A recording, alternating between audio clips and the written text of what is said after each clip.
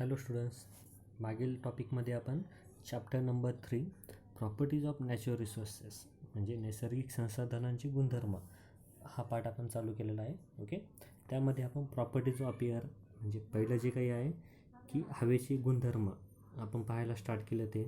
त्यामध्ये it has mass and weight म्हणजे हवेला वस्तुमान आणि वजन असते.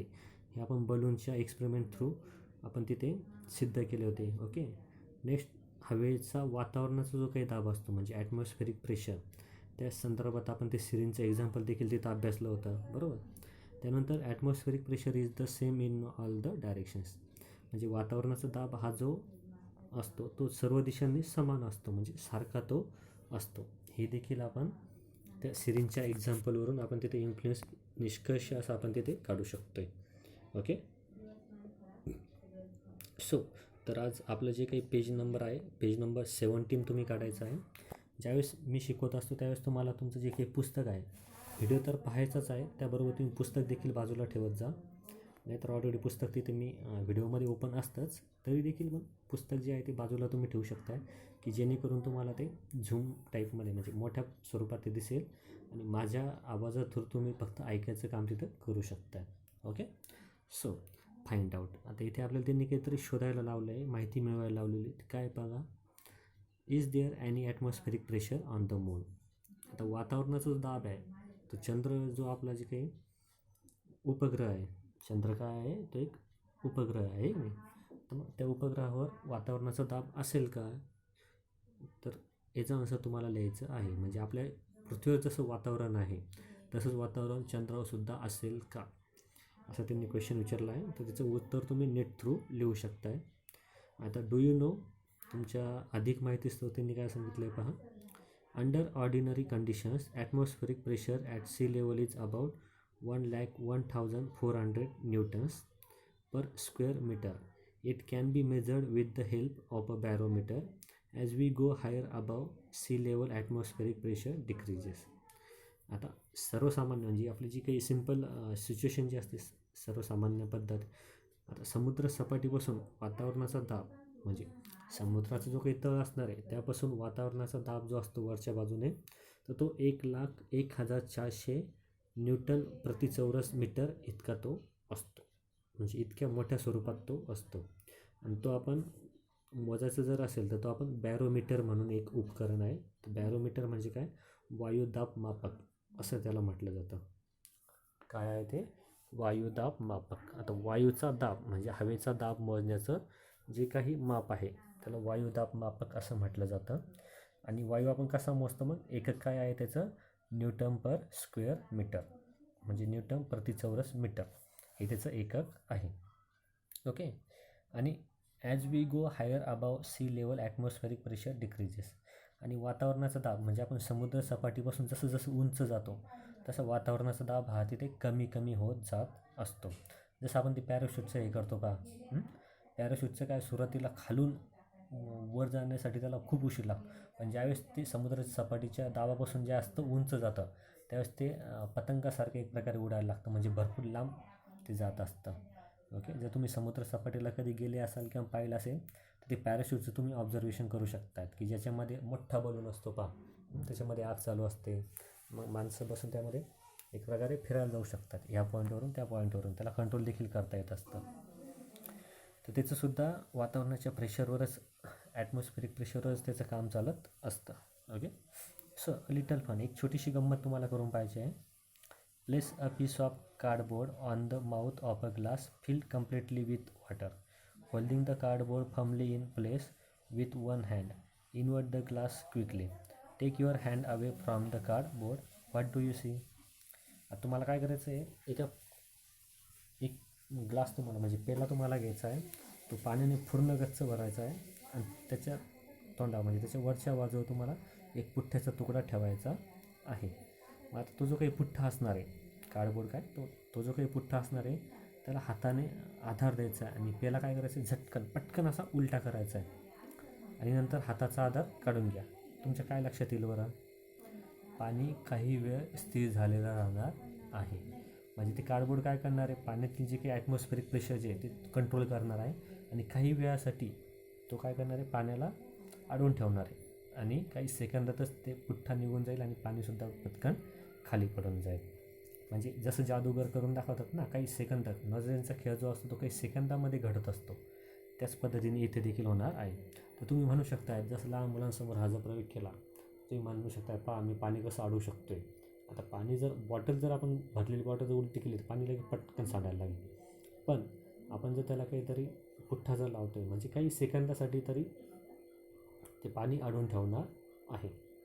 ओके. सो नेक्स्ट त्यांनी दिलेलं आहे एक ग्रेट सायंटिस्टबद्दल त्यांनी माहिती दिलेली आहे. त्यांचं नाव आहे डॅनियल बर्नौली नावाचे. ओके. तर पाहूया काय आहे ते. In 1726 the Swedish scientist Daniel Bernoulli, काय नाव आहे त्यांचं, Daniel Bernoulli, put forth the important principle that the pressure of air decreases when its velocity increases while the pressure of air increases when its velocity decreases. त्यांनी आता हवेचे सिद्धांत त्यांनी काहीतरी मांडलेला आहे. तो काय आहे पहा. आता एक डॅनियल बर्नौली म्हणून एक स्वीडिश शास्त्रज्ञ, म्हणजे स्वीडन नावाचा जो देश आहे तिथले ते शास्त्रज्ञ आहेत. तर 1726मध्ये, म्हणजे 1726, आता किती होत आहेत, आता चालू आहे 2021, म्हणजे कमीत कमी 18, 19, 20, 400 वर्षापूर्वी. किती, कमीत कमी 400 वर्षापूर्वी समजा, म्हणजे आपल्या 5-6 पिढ्या आधी. तर त्यांनी असं हवेबद्दल असं त्यांनी मत मांडलं होतं की हवेचा जो काही तत्त्व जे सांगितलं आपल्याला, ते काय सांगितलं आहे, हवेचा जर वेग वाढला तर त्याचा दाब हा कमी होत असतो, आणि जर हवेचा वेग जर कमी झाला तर त्याचा दाब हा वाढत असतो. काय म्हटले त्यांनी, व्यवस्थित लक्षात घ्या. हवेचा जर वेग वाढला तर त्याचा दाब जो असतो, म्हणजे हवा आणि दाब हे अलग आहे. हवा जी काय असते ती जी कंटिन्युअली जी वाहत असते ती हवा असते, पण जर ती हवा जर काही वजन तिथे प्रस्थापित करत असेल तर त्याला आपण दाब असं म्हणत असतो. जर हवेने जर वेग वाढला तर तिचा दाब तिथं कमी होत असतो, आणि हवेचा वेग जर कमी झाला तर दाब तिथं काय स्वतःचं अस्तित्व तयार करत असतो, म्हणजे मग दाब तिथे वाढत असतो. If a body is moving through air, the air pressure decreases perpendicular to the direction of the motion and then the air in its surroundings flow rapidly from higher pressure to the lower pressure. म्हणजेच काय, एखादी वस्तू हवेमधून जर गतिमान असली आणि त्या वस्तूला, म्हणजे आपण त्या वस्तूची जी गती असणार आहे तिच्या लंब दिशेला हवेचा दाब कमी होतो, आणि मग आजूबाजूची हवा जास्त दाबाकडून कमी दाबाकडं जोराने वाहू लागते. म्हणजेच काय, आपण याचं जर उदाहरण द्यायचं ठरलं तर आपण पवनचक्कीचं उदाहरण देऊ शकतो. पवनचक्की जी असते ती काय, ज्या बाजूने हवा असेल त्याच बाजूने, म्हणजे हवेचा दाब जसा असेल त्याच पद्धतीने तिचे जे पाते ते फिरत असतात. आणि आपला जो फॅन असतो घरातला तो काय एकाच बाजूने फिरतो ना, बंद करा मग लगेच दुसऱ्या बाजूने फिरेल, असं काही असेल का, नाही. म्हणजे नेमकं 3 पात्यांमध्ये तिची स्टार्टिंग कुठून होते हे आपण लक्षात घेऊ शकतो आहे का, नाही. म्हणजे तो डावीकडून उजवीकडे फिरतो की उजवीकडून डावीकडे आपण सांगू शकतो आहे का, नाही. तसंच म्हणजे काय, मग वस्तूची जी काही गती असणार आहे ती तिच्या लंब दिशेला, म्हणजे हवेच्या दाबावरती अवलंबून असते. आणि मग ज्यावेळेस हवा जास्त दाबाकडून, हवेवर जास्त दाब येतो त्यावेळेस मग ती जास्त दाबाकडून कमी दाबाकडं वाहायला लागते. आता त्यांनी काय सांगितलं आहे बाजूला, download a photograph of Daniel Bernoulli from the internet, print and paste it here, what commands did you give the computer to do दिस.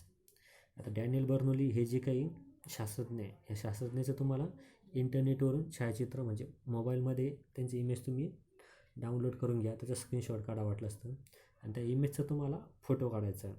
मग तो फोटो काय एकदम छोटा असा फोटो तुम्हाला तयार करावा लागणार आहे, किंवा मग तुम्ही तिथे पेंटिंग देखील करू शकता जमत असेल तर त्या फोटोसारखी.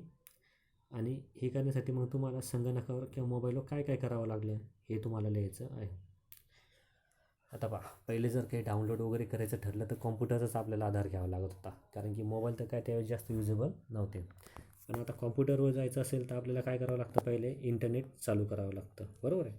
इंटरनेट चालू केल्यानंतर मग तिथे तुम्ही त्याचं जे कनेक्शन असतं, उजव्या बाजूला खाली शटडाऊनचे जे बटन असतात तिथंच त्याचा लोगो असतो, तिथून इंटरनेट चालू करणार, मग गुगल ओपन करणार, मग तिथे ती साईट टाकणार, जसं की काय डॅनियल बर्नौलीज इमेज किंवा डॅनियल बर्नौलीज फोटो. तर मग तिथे त्याचे फोटो येतील. मग तुम्हाला तिथे माऊसचं राईट जे बटन असतं ते क्लिक करावं लागेल. मग तिथे तुम्हाला ऑप्शन येतात बरेचसे, मग तिथे तुम्ही डाउनलोड हे ऑप्शन तिथं सिलेक्ट करू शकता. आता मोबाईलवर जर करायचं ठरलं तर मग मोबाईलवर काय डायरेक्टली गुगल ओपन करा, किंवा क्रोम ओपन करा, जे काही असेल तुमचं मॉझिला किंवा UC ब्राउझर जे काही असेल ते, तिथे डॅनियल बर्नौलीज पिक्चर फोटो असं टाकायचं आहे आणि त्यानंतर त्याचे फोटो येतील. मग आपण त्या फोटोचा आपण झूम करून स्क्रीनशॉट देखील काढू शकतो आहे किंवा मग त्याच्यावर आपण क्लिक करून डाउनलोडचं जर तिथे ऑप्शन येत असेल तर मग डाउनलोड देखील आपण ते करू शकतो आहे. ओके. त्यानंतर मग झेरॉक्सवाल्याकडे जाऊन तुम्हाला ते पिक्चर ते जे आहे त्याचे झेरॉक्स काढून तुम्हाला मग ते इथे तुम्ही पेस्ट करू शकता. ओके. सो नेक्स्ट पॉईंट आहे आपला ऑब्झर्व अँड डिस्कस. तिथे एक प्रयोग त्यांनी दिलेला आहे, त्या प्रयोगाचं तुम्हाला निरीक्षण करायचं आहे आणि त्याबद्दल तुम्हाला चर्चा देखील करावायची आहे. Take some water in a plastic cup and hold a straw upright in it. Hold a small piece of another straw near the upper end of the first straw and perpendicular to that straw. Blow hard through the small piece of straw. You will see a fountain of water. Why did this happen? आता हे जे प्रयोग आहेत ना ते म्हणजे समजायला थोडे अवघड असतील. ओके. पण समजून सांगायला त्यापेक्षाही अवघड आहेत, कारण की हवेचा दाब वगैरे ह्या ज्या काही गोष्टी आहेत ज्या आपण जोपर्यंत आपण ते प्रत्यक्षात अनुभवणार नाही तोपर्यंत आपण त्याच्याबद्दल आपलं जे मत जे आहे ते मांडू शकणार नाही. पण आपण प्रयोगांद्वारे ते समजून घेण्याचा प्रयत्न करूया.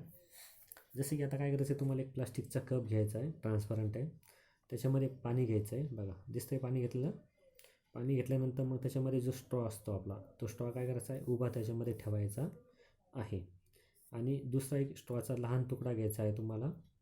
आता तो लहान तुकडा जो आहे तो पहिल्या स्ट्रॉच्या वरच्या तोंडाजवळ न्यायचा आहे. म्हणजे जो पाण्यात जो स्ट्रॉ बुडवला आहे त्याचं तोंड आणि दुसरा जो स्ट्रॉ आहे त्याचं तोंड हे कसं आहे, एकमेकांच्या जवळ असलं पाहिजे. आपल्या चित्रामध्ये दाखवलेलं आहे ना, अशा पद्धतीने त्यांची तोंड आपल्याला काटकोनात तिथं आणली पाहिजे.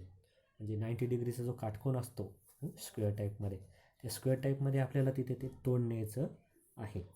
ओके. नेलं म्हणजे एका हाताने पाण्यातला स्ट्रॉ धरायचा आहे, दुसऱ्या हाताने काय करायचं आहे मग, किंवा एखाद्याला सांगायचं की हा स्ट्रॉ धर म्हणून पाण्यातला, आणि दुसरा जो छोटा स्ट्रॉ असणार आहे तो तुम्हाला त्या स्ट्रॉच्या 90 डिग्री अँगलमध्ये ठेवायचा आहे, म्हणजे तोंडामध्ये धरायचा आहे. आणि नंतर तुम्हाला काय करायची, हळूच त्याच्यावर फुंकर मारायची आहे. हळूच किंवा जोरात मारली तरी चालेल. फुंकर म्हणजे काय, जोरात फू करायचं आहे तुम्हाला.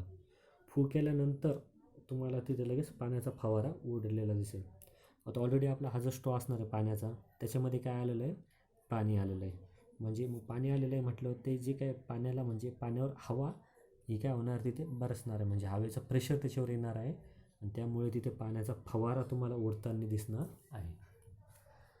जसे की आता उदाहरण जर घ्यायचं ठरलं तर आपण लग्नामध्ये हे करतो पहा, लग्नामध्ये नाईटचे जे लग्न असतात इव्हिनिंगचे त्याच्यामध्ये कारंजे असतात किंवा ते फॅन असतात की ते फॅन थ्रू अत्तर जे आहे ते प्रसारित केलं जात असतं. मग त्याच्यामध्ये सुद्धा एक हवेचं एक प्रेशर असतं, दाब असतो की द्वारे ते जे सेंट आहे तो स्प्रे जो आहे तो पूर्ण मंडपामध्ये पसरत जातो, किंवा कारंजे देखील ह्याच तत्वावर चालत असतात. ओके. तर नेमकं झालं काय आपण ते पाहूया आता या प्रयोगामध्ये. On blowing through the straw there at its open end is push away and hence the pressure of the air at the opening goes down. म्हणजे काय झालं, आपण ज्यावेळेस स्ट्रॉमधून फुंकर मारली छोट्या स्ट्रॉमधून त्यावेळेस त्याच्यातली जी हवा आहे ती काय आहे आपल्या तोंडातून बाहेर ढकलली गेली. तर ढकलल्या गेल्यानंतर मग त्या ठिकाणी काय हवेचा दाब कमी होता. म्हणजे ऑलरेडी आपण ज्यावेळेस फुंकर मारली तर तो जो खालचा स्ट्रॉ होता पाण्यातला त्यावर हवेचा दाब हा कसा होता, कमी होता. Next, as the pressure of the air near the upper end of the erect straw becomes less than atmospheric pressure, the water in the cup is pushed from where the pressure is higher to where it is lower, that is in the upward direction, and the water comes out the form of fountain. The more forcefully you blow, the highest will be the fountain. This straw fountain works on Bernoulli's principle. मग आता बर्नौलीचा जो काही principal होता काय, वस्तूच्या गतीच्या लंब दिशेला हवेचा दाब कमी होतो आणि मग आजूबाजूची हवा जास्त दाबाकडून कमी दाबाकडे वाहू लागते. म्हणजेच काय, हवा जास्त दाबाकडून कमी दाबाकडे वाहत असते त्या संदर्भातचा हा प्रयोग आहे. म्हणजेच काय, ज्यावेळेस आपण स्ट्रॉचं जे काही वरचं तोंड असणार आहे त्यावेळेस आपण मग हवेचा दाब हा काय वातावरणाच्या दाबापेक्षा कमी असतो. मग ज्यावेळेस आपण त्याला फुंकर मारतो तर मग आपली जी आहे फुंकर जी आहे ती कमी दाबाकडून जास्त दाबाकडे जोरात व्हायला लागते आणि तो दाब जो आहे तो मग पाण्यावर पडतो. कशावर पडतो तो, ते जे पाणी आहे ना त्या पाण्यावर त्याचा दाब पडलेला आहे. मग ते पाणी मग दाब पडल्यामुळं फवाऱ्याच्या रूपामध्ये बाहेर पडलेलं आहे. म्हणजे आपण जेवढ्या जोरात फुंकर मारू तेवढ्या जोरात फवारा हा उडणार आहे. म्हणजे हवेचा दाब जेवढा जास्त असणार आहे तेवढा हवा जास्त वाहणार आहे. असा हा जो स्ट्रॉचा फवारा, असं जे काही बर्नौलींचं जे काही तत्त्व आहे ते तत्त्व ह्या प्रयोगाद्वारे चालतं. म्हणजे हवेचा दाब जास्त असेल तर हवा जोराने वाहू लागते. म्हणजे आता मी ज्यावेळेस तोंडातून हवा फुकली तर तो कमी दाब होता, पण ज्यावेळेस ती बाहेर गेली तर मग बाहेरचा दाबमध्ये ती मिक्स झाली, मग तिचा दाब तिथं वाढला आणि त्याच पद्धतीने मग पाणी जे आहे ते तिथं उडालेलं आहे. म्हणजे काहीतरी सेकंडच्या मायक्रो सेकंडमध्ये ही प्रोसिजर होत असते. ओके, त्याला इफेक्ट्स ऑफ एअर प्रेशर म्हणजे हवेच्या दाबाचा जो काही परिणाम आहे ओके तर तो आपण या प्रयोगाद्वारे शिकलेलो आहोत. Okay, so next use your brain पॉवरमध्ये त्यांनी क्वेश्चन विचारला आहे, what is the effect of increase temperature on the pressure of air. आता हवेचं जर तापमान वाढलं तर त्याच्या हवेच्या दाबावर काय परिणाम त्याचा होईल हे तुम्हाला उत्तर लिहायचं आहे. आता हे जे फिजिक्सशी रिलेटेड आहेत हे काही चॅप्टर आहे. ओके, तर ते तुम्हाला समजण्यासाठी आणि ऐकण्यासाठी थोडं बोरिंग होणार आहे, तरी देखील ते ध्यानपूर्वक ऐका, कारण की मी हे उदाहरणं समजून सांगत असताना तुम्हाला अदर साईडचे पण बरेचसे उदाहरणं देतो आहे, त्यामुळे ते व्यवस्थित ऐका आणि लक्षात ठेवा. आता हे जे काही आहे फाइंड आउट त्याचं आन्सर तुम्हाला लिहायचं आहे. डू यू नो हे इंग्लिश टू मराठी लिहा, ग्रेट सायंटिस्ट ते पण इंग्लिश टू मराठी लिहा. डॅनियल बर्नौलीचा फोटो मिळत असेल तर फोटो चिटकवा, नाही तर अजून काही माहिती मिळत असेल तर माहिती तुम्ही लिहू शकता. त्यानंतर हा जो प्रयोग आहे प्रयोग एकदम सोपा आहे, फक्त तुम्हाला स्ट्रॉ लागतील 2. तर हा प्रयोग देखील तुम्ही घरी करून पाहू शकता. आणि यूज युअर ब्रेन पॉवरमध्ये जो क्वेश्चन त्यांनी विचारला आहे त्याचं आन्सर तुम्हाला लिहायचं आहे. ओके, आलं लक्षात. तर व्यवस्थित पद्धतीने होमवर्क करा. So good day and good bye.